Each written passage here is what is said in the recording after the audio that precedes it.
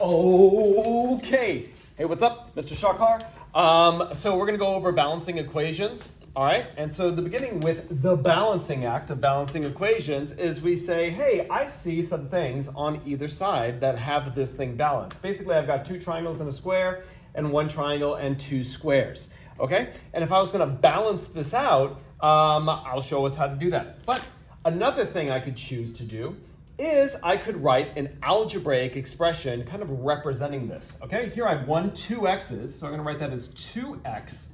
And I'm also adding on 1 square, which we'll just call 3 for now, because it's representative of being 3 whatevers. Okay, now because they're balanced, they are equal. They're equal in weight.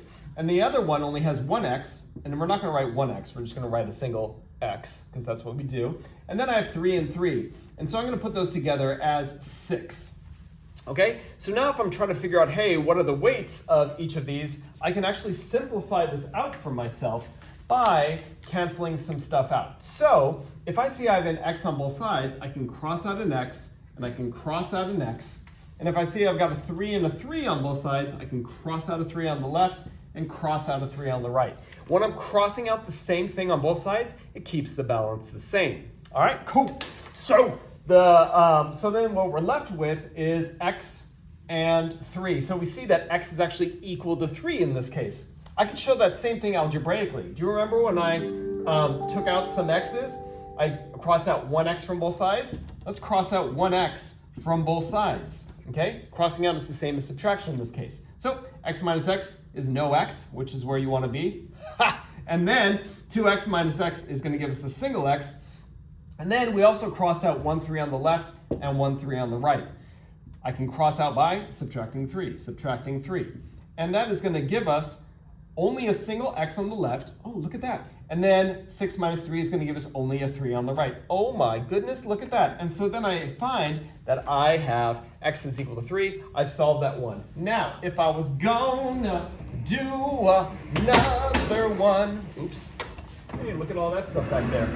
All right, that's a great sound. Okay, so now what we're doing now is we're going to go ahead and do another of these. Notice I have, if I was going to go ahead and call these x's again, all right, I see that I've got 3 x's on the left, 1 x on the right, so it's 3 x's on the left and 1 x on the right. And then over here I have a single box. Let's give it a value of 2, and we'll say this is 2 and 2. So then that's going to be 3x plus 2, and over here I've got 1x plus 4, okay?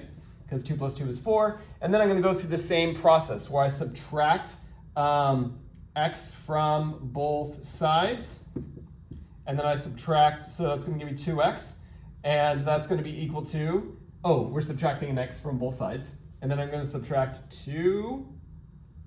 It's going to be kind of the same thing again, where I have 2x's is equal to 2. No, 2x's is equal to 2, because I'm subtracting 2 from both sides.